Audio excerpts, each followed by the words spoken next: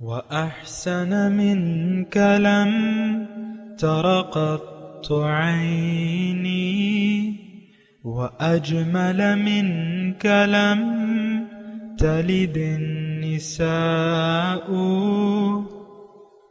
خلقت مبرأ من كل عيب خلقت مبرأ من كل عيب كأنك قد خلقت كما تشاء. كتاب أنزلناه إليك مبارك ليدبروا آياته وليتذكر أولو الألباب. یہ کتاب برکت والی ہے جسے ہم نے آپ کی طرف نازل فرمایا ہے تاکہ دانش مند لوگ اس کی آیتوں میں غور و فکر کریں اور نصیحت حاصل کریں. اللہم صلی علی سیدنا محمد وعلی آل سیدنا محمد بعدد کل ذرۃ مئۃ الف الف مرۃ. سامعین و ناظرین کرام، السلام علیکم ورحمۃ اللہ وبرکاتہ. سامعین کرام، سورہ حامیم السجدہ، آج کا سبق 24ویں پارے کا آخری سبق ہے. آج کے درس کا نمبر 2364 ہے. آیات 44 سے 46 تک ہیں. آج کا موضوع ہدایت کے لیے کیا ہمارے کان بہرے اور آنکھیں اندھی ہو چکی ہیں. اس کے ساتھ آج کے سبق کا آغاز کرتے ہیں. سب سے پہلے گزشتہ سبق کا اعادہ ہوگا. اعوذ باللہ من الشیطان الرجیم. پناہ مانگتا ہوں میں اللہ کی شیطان مردود سے. بسم اللہ الرحمن الرحیم. شروع اللہ کے نام سے جو بڑا مہربان نہایت رحم والا ہے. ما يقال لك إلا ما قد قيل للرسل من قبلك إن ربك لذو مغفرة وذو عقاب أليم. تم سے وہی باتیں کہی جاتی ہیں جو تم سے پہلے اور پیغمبروں سے کہی گئی تھیں. بے شک تمہارا پروردگار بخش دینے والا بھی ہے اور عذاب علیم دینے والا بھی ہے. سامنے کرام، سورہ حامیم السجدہ آیت نمبر 44. وَلَوْ جَعَلْنَاهُ قُرْآنًا أَعْجَمِيًّا، اور اگر ہم اس قرآن کو عجمی زبان کا بنا دیتے لقالو، تو وہ کہتے لولا فصلت آیاتہ، کہ اس کی آیاتیں صاف صاف کیوں نہیں بیان کی گئیں. اعجمی و عربی، کیا عجمی کتاب اور عربی رسول. قل هو للذین آمنوا ہدی وشفاء، آپ کہہ دیں کہ یہ یقین رکھنے والوں کے لیے ہدایت ہے اور شفا ہے. والذین لا یؤمنون، اور جو لوگ یقین نہیں رکھتے. فی آذانہم وقر، ان کے کان بہرے ہیں. وہم علیہم عمی، اور وہ قرآن ان کے حق میں نابینائی ہے. اولئک ینادون من مکان بعید، یہ وہ لوگ گویا کہ دور جگہ سے پکارے جا رہے ہیں.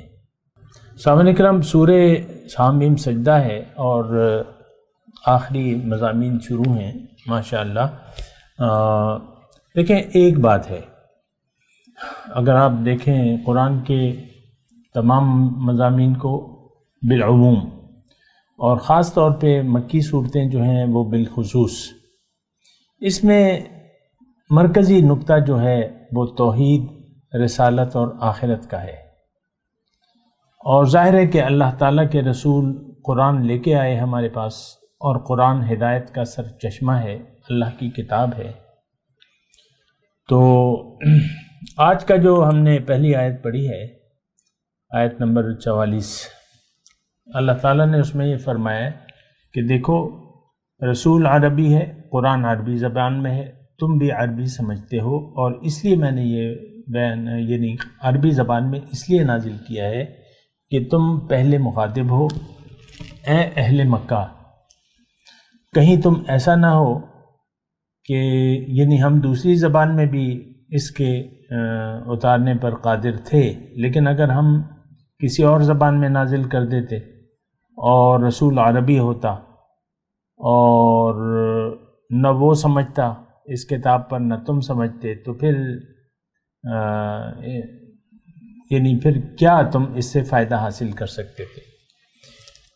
دیکھیں، اس میں ایک مضمون ہے جو اللہ کی عطا سے میں آپ کو بیان کر رہا ہوں، وہ یہ ہے کہ قرآن تو سمجھنے کے لیے ہے، اور یہ زندگی کا ایک قرینہ ہمیں سکھاتا ہے اور سیدھا راستہ ہمیں بتاتا ہے۔ مثال کے طور پہ میں ایک چھوٹی سی مثال قائم کر لوں۔ آج اگر آپ کہیں سفر پر نکلتے ہیں کہیں دور اور آپ کو راستے کا علم نہیں ہے اور آپ گوگل میپس لگا لیتے ہیں اور وہ چائنیز زبان بول رہی ہے اور یعنی وہ صرف یعنی تھوڑی دیر کے لیے فرض کر لیں، کیونکہ اس میں تو وہ نقشہ بھی ہوتا ہے، گوگل میپس میں راستہ بھی بتاتے جاتے ہیں اور وہ کہتے بھی جاتے ہیں، تو فرض کر لیں تھوڑی دیر کے لیے کہ نقشہ کوئی نہیں ہے، نقشہ کوئی نہیں ہے، صرف زبانی ہدایت دی جا رہی ہیں، اور زبانی آپ مثال کے طور پہ اردو آپ جانتے ہیں، وہ چائنیز زبان میں بول رہا ہے جو راستہ بتا رہا ہے، تو آپ کیا وہ آپ کو کیا یعنی اس سے آپ کو کیا فائدہ دے گا؟ اگرچہ وہ بہت تفصیلی بات بتا رہا ہے آپ کو، لیکن ہے چائنیز زبان۔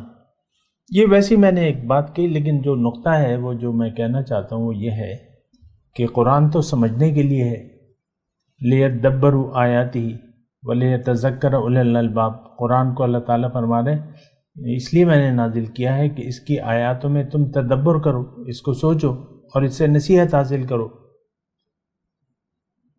یہ ایک لطیف نکتہ ہے لیکن ہے بالکل سادہ سا۔ آج قرآن کو ہم سمجھنے کے لیے تیار نہیں ہیں۔ اپنے بچے کو آپ دنیا کی جسے آپ تعلیم کہتے ہیں اس میں 15-16 سال جھونک دیتے ہیں، لیکن وہ قرآن سے بے خبر رہتا ہے۔ قرآن یعنی جو کچھ اسے پڑھایا جا رہا ہے اس میں قرآن تو نہیں ہے، اور نہ ہم خود قرآن سے واقف ہیں نہ اپنے بچوں کو۔ دیکھیں، ایک بہت بری صورتحال ہے جس میں ہم آج گھرے ہوئے ہیں۔ اللہ کے کلام کا ہم نے مذاق بنا لیا ہے، سیدھی سادی بات ہے، لیکن اللہ تعالیٰ فرما رہا ہے کہ إِنَّهُ لَقَوْلٌ فَصْلٌ وَمَا هُوَ بِالْهَزْلِ، یہ قول فیصل ہے، یہ کوئی مذاق نہیں ہے، ہم نے مذاق بنا لیا ہے۔ دیکھیں، بات سادی سی ہے، اللہ نے ہمیں بنایا ہے آخرت کی کامیابی کے لیے، وَأَنْتُمْ خُلِقْتُمْ لِلْآخِرَةِ، اور ہم نے اپنا رخ کر لیا ہے دنیا کی طرف، ہم نے لبیک کہہ دیا ہے دنیا کو۔ تو اب قرآن ہماری سمجھ میں آئے گا ہی نہیں۔ ہاں، اختلافات آپ اس میں کر سکتے ہیں کہ یہ دیکھو یہ لکھا ہوا ہے لا تسمع الموتى، مردوں کو تم نہیں سنا سکتے، لہذا ثابت ہوا جو قبر میں پڑے ہیں وہ مردے ہیں، وہ نہیں سن سکتے۔ اس میں آپ ایک دوسرے سے لڑتے جھگڑتے ہیں، مردے سنتے ہیں کہ نہیں سنتے، یہ وہ، بس یعنی اسی اختلافات کے لیے آپ نے کتاب کو لے لیا ہے۔ ابھی اس کا تذکرہ آئے گا اگلی آیت میں کہ موسیٰ علیہ السلام کو اللہ تعالیٰ فرما رہا ہے کہ بَلَقَدْ آتَيْنَا مُوسَى الْكِتَابَ فَاخْتُلِفَ فِيهِ، ہم نے موسیٰ علیہ السلام کو کتاب دی تھی، پھر اس میں بھی اختلاف کیا گیا۔ کہ اختلاف کتاب کے بعد شروع ہوتا ہے، وَمَا اخْتَلَفُوا إِلَّا مِن بَعْدِ مَا جَاءَهُمُ الْعِلْمُ بَغْيًا بَيْنَهُمْ۔ ضد ہٹ درمی جب ہو جاتی ہے تو پھر دین میں اختلاف پیدا ہونا لازمی ہے۔ آج ہمارا اختلاف اگر ہے تو وہ یہ ضد کی وجہ سے ہے، ہٹ درمی، ضد۔ اہل حدیث کبھی بھی اپنے آپ کو بریلوی، دیوبندی نہیں کہلائے گا. کہتا ہے میں تو اہل حدیث ہوں اور سب سے بہترین مسلک یہی ہے. اسی طرح ہر ایک یہی کہتا ہے کہ اگر ہے تو میرا مسلک ہے، باقی تو ایسی گپ شپ ہے. اللہ خیر. بہرحال میں دیکھیں اس میں جو بات ہے جو سمجھنے کی ہے یہ دیکھیں بڑی اہم آیت ہے. کتاب کے بارے میں بات ہو رہی ہے، قرآن کے بارے میں بات ہو رہی ہے، اور اس میں اللہ تعالیٰ فرما رہا ہے کہ دیکھو قرآن تو میں نے سمجھنے کے لیے یعنی نازل فرمایا ہے، اور اگر میں کسی اور زبان میں یعنی تم عربی جانتے ہو، عرب ہو، عربی زبان جانتے ہو، اگر میں کسی اور زبان میں نازل کر دیتا تو پھر تم کہتے کہ بھئی یہ تو ہماری سمجھ سے بالا تر ہے. اور یہ کیا، یہ تو بالکل عجیب بات ہے. اعجمی و عربی، قرآن عربی زبان میں، رسول عربی زبان بول رہا ہے، قرآن کوئی اور زبان بول رہا ہے. تو بہرحال دیکھیں ایک تو اس میں یعنی جو نصیحت کی بات ہے وہ یہ ہے کہ یہ ایک کتاب نصیحت ہے، یہ راستہ دکھاتی ہے. ان ھذا القرآن یہدی للتی ہی اقوم، قرآن ہمیں سیدھا راستہ بتاتا ہے اور مومنوں کو بشارت دیتا ہے.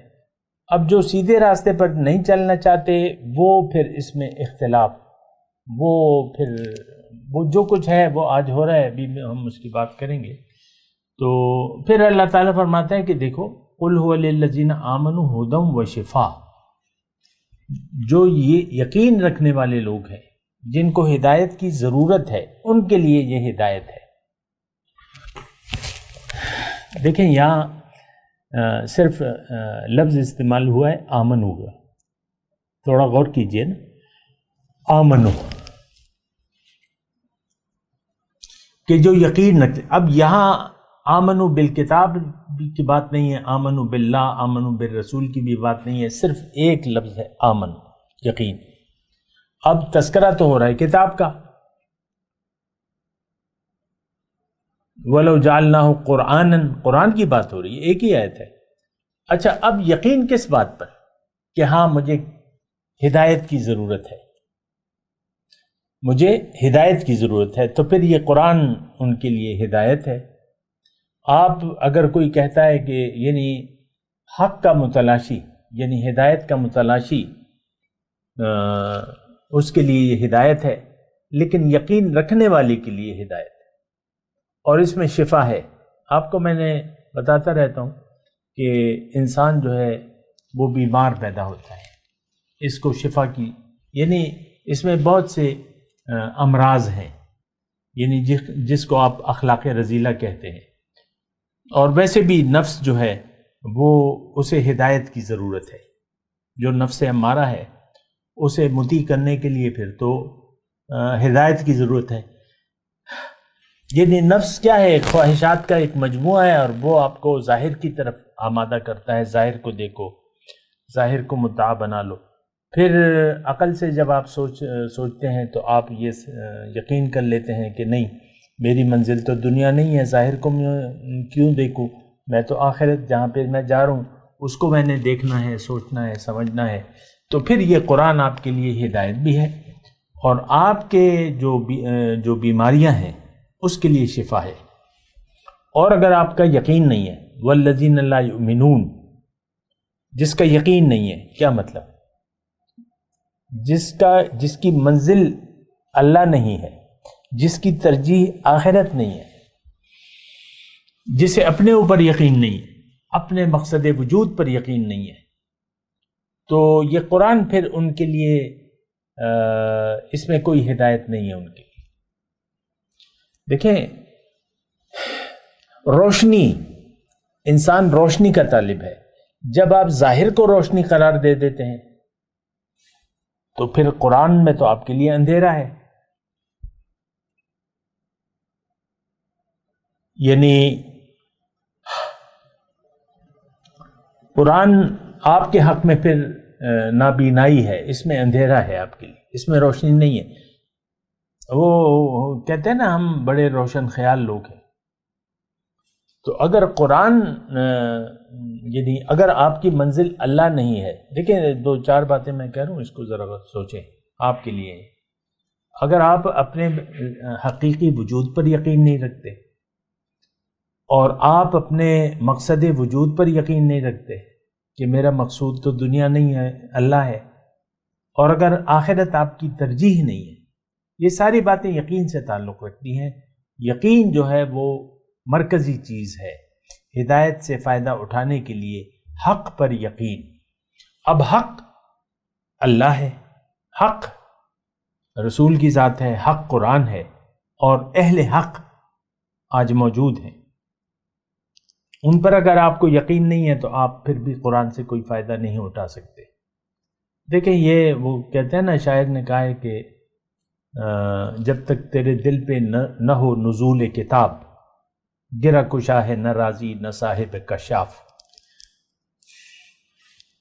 تو آپ محض کتاب جو ہے، یعنی جب تک آپ دل سے اس کی ضرورت نہیں محسوس کر رہے، تو پھر آپ اگر کر رہے تو پھر آپ کسی دل والے کو دیکھیں گے، کسی صاحب دل کو تلاش کریں گے، اس سے قرآن آپ نے سیکھنا ہوگا. کسی نور والے سے رابطہ کریں، اس سے خوشہ چینی کریں نور کی. کسی صاحب یقین شخص کو تلاش کرنا ہوگا، اس سے یقین کی نعمت حاصل کریں، اس کی صحبت میں بیٹھیں، اس کے ساتھ رل مل جائیں، اور تو آپ کو ایک یقین. صحبت صالح ترا صالح کنت، صحبت طالح کرا طالح کنت. نیک لوگوں کی صحبت، اچھے لوگوں کی صحبت آپ کو اچھا بنا دے گی، اور برے لوگوں کی صحبت آپ کو برا بنا دے گی. عام یہ اصول ہے. آج کا جو ہم مضمون پڑھ رہے ہیں، والذین لا یؤمنون، جن کا یقین نہیں ہے اپنے اوپر، یعنی اپنی حقیقت پر، اپنی منزل پر جو کہ اللہ ہے، آخرت، جزائے اعمال پر اگر آپ کا یقین نہیں ہے، تو یہ اس کا مطلب یہ ہے کہ آپ نے اپنے کان بند کر لیے، یا آپ نے اپنے کانوں میں ڈانٹیں لگا لیے. اور یہ پھر آپ کے لیے نابینائی ہے. آج دیکھیں حقیقت یہ ہے کہ آج قرآن ہمارے لیے، قرآن میں روشنی نہیں ہے. آپ کے تو اپنے، یعنی آپ نے تو اپنے خیالات کو روشنی بنا لیے. ہم روشن خیال لوگ ہیں. یہ ایک اصطلاح ہے جو میں بار بار استعمال کرتا ہوں، روشن خیالی، روشن خیال مسلمان. دراصل یہ روشن خیالی جو ہے، یہ دراصل اندھیرے ہیں.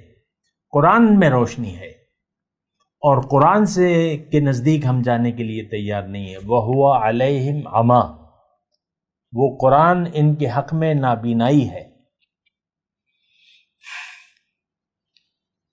سوچیں اس بات پہ. اولئک ینادون من مکان بعید، وہ لوگ گویا کہ دور سے پکارے جا رہے ہیں. یعنی دور سے اگر کوئی آواز آپ کو لگاتا ہے تو وہ یا تو آپ کو سنائی نہیں دے گی، بہت دور سے کوئی آواز آپ کو آواز دے رہے. دوسری بات یہ ہے کہ وہ آپ کی سمجھ میں نہیں آئے گی. آپ قریب جائیں گے تو پھر کہیں سمجھ میں آئے گی. بعض اوقات ایک محفل میں ایک آدمی کچھ آواز، آپ کو کوئی بات کہتا ہے تو آپ کہتے ہیں، آپ کی توجہ اگر نہ ہو تو، یا آپ نے ہینڈ فری لگائے ہو مثال کے طور پہ، تو اس کی تو آپ پھر بات نہیں سنیں گے. پھر ہینڈ فری نکال کے پھر آپ اس کی بات کہ بھئی کیا کہہ رہے ہو. ایسا ہوتا ہے نا. یہ آج کل کی جو مثالیں ہیں وہ پھر دینی پڑتی ہے نا. ہمارے کانوں میں ہینڈ فری ہے دنیا کا، یہ ہم نے لگایا ہوا ہے. اب ہمارے کان بہہ رہے ہیں. یہ سچی بات ہے، میں آپ سے مذاق کے موڈ میں نہیں ہوں، سنجیدہ بات ہے. ہمارے کانوں میں ہینڈ فری ہے دنیا کا، ہمارے کان بند ہیں. حق کی آواز ہم سننے کے لیے تیار بھی نہیں ہے. آپ میرے مثال کے طور پہ عرض کرتا ہوں، میرے درسوں کو دیکھ لیں، یوٹیوب پہ پڑے ہوئے، کوئی سننے والا نہیں ہے اسے. گویا کہ ہم لوگ بہرے ہیں. ہاں آپ دیکھ لیں، اور جو وائرل ہیں اور جو دیکھے جاتے ہیں چیزیں ملینز میں آتے ہیں. کوئی بھی انڈین پرانا گانا آپ اٹھا کے دیکھیں، ملینز میں اس کے سننے والے ہیں، بلین. پرانا گانا ہو، کوئی اس کا مطلب نہیں ہوگا، بیکار گانا ہوگا، جو بھی ہوگا. گانوں میں کیا وہ ہے. تو قوالی کو دیکھ لیں، قوالی بھی لوگ سنتے ہیں. قصے کہانیاں، بعض لوگوں نے تو باقاعدہ یوٹیوبر موجود ہیں، وہ قصے کہانیاں بیان کرتے ہیں. ایک تو وہ ہوتے ہیں نا جو آپ کی تربیت کرتے ہیں، دنیا کے لیے آپ کو تیار کرتے ہیں، قرآن اور حدیث اور کہانیاں، غیر مسلموں کی کہانیاں سنا کے. اس کی میں بات نہیں کر رہا، بعض کہانیاں بس سناتے ہیں، تو کہانیاں سننے میں بھی بس ملینز میں چلے جاتے ہیں کہانیاں سننے والے. تو یہ اولئک ینادون من مکان بعید، گویا کہ ان کو بہت دور سے پکارا جا رہا ہے، ان کے کانوں میں ڈانٹ ہے اور یہ اندھے ہیں. آگے کی آیت ہے وَلَقَدْ آتَيْنَا مُوسَى الْكِتَابَ فَاخْتُلِفَ فِيهِ، کہ اللہ تعالیٰ نے فرمایا کہ میں نے تو موسیٰ علیہ السلام کو بھی کتاب دی تھی اس سے پہلے، لیکن اس میں بھی اختلاف ہوا، اختلاف کیا گیا. کتاب صرف کتاب میں نہیں، موسیٰ علیہ السلام کی تو یعنی ان کی ہدایت کا بھی پیروی نہیں کی گئی، وہ قرآن اس پہ شاہد ہے.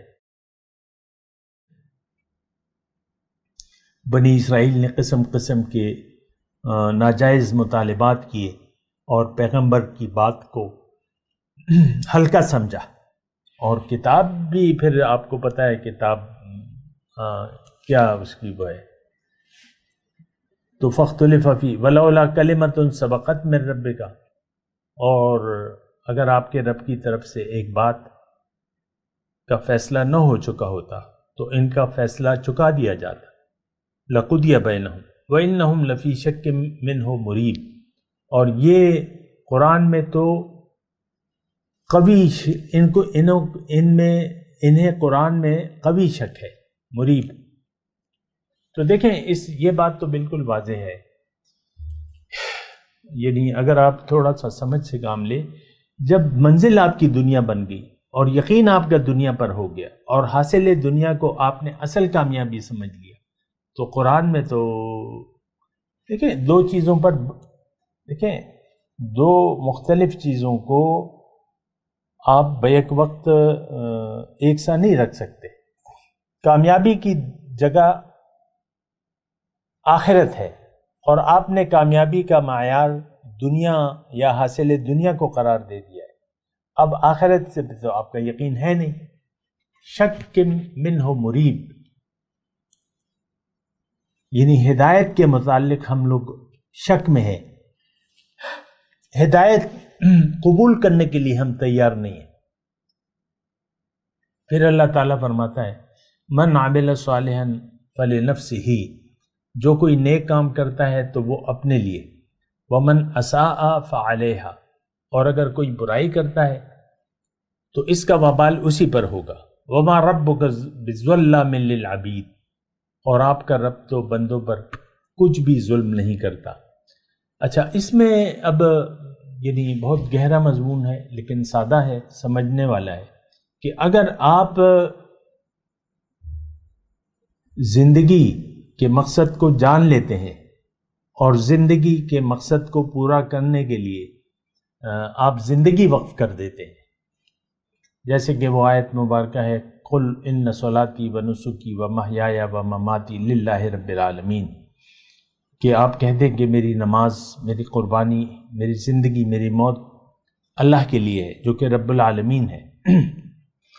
اب جب اللہ کو منزل بنا کے آپ اللہ کے راستے پر، اللہ کے حکم، نبی کے طریقے کے مطابق جب زندگی گزارنا شروع کرتے ہیں تو اس کا فائدہ تو آپ ہی کو ہوگا.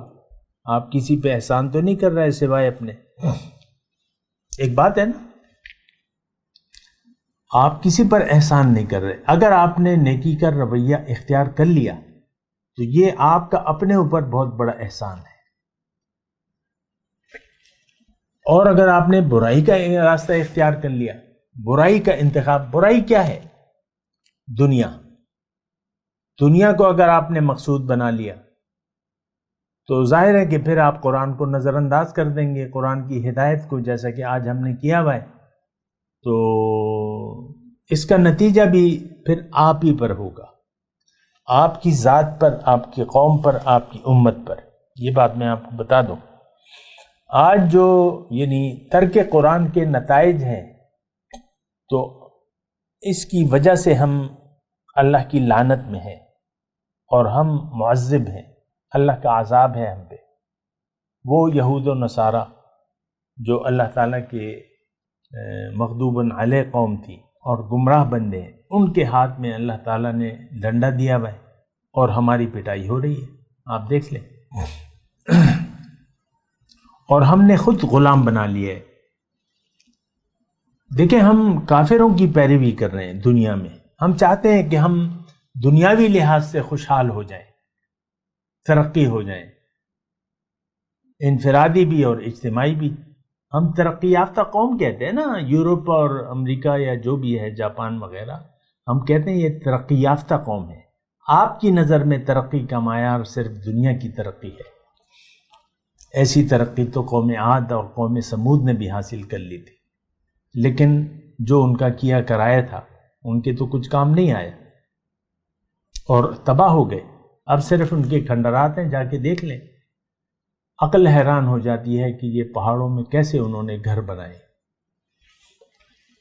کون سی مشینیں تھیں، کون سے اوزار تھے، اور کس طریقے سے انہوں نے یہ کیا ہے سب کچھ، لیکن وہ ان کے کچھ کام نہیں آیا۔ وہ علم، دنیا کا علم اور دنیا کا جو تجربہ ہے، تو وَآثَارُ الْأَرْضَ أَكْثَرَ مِمَّا عَمَرُوهَا۔ تو بہرحال دیکھیں، اصل چیز جو ہے عمل صالح ہے۔ عمل صالح وہ جو ایک یقین کے تحت ہو، اور یقین اللہ پہ، یقین روز جزا پر۔ اگر اس پر آپ کا یقین نہیں ہے تو آپ کا کوئی عمل صالح نہیں ہے، یہ بات نوٹ کر لیں۔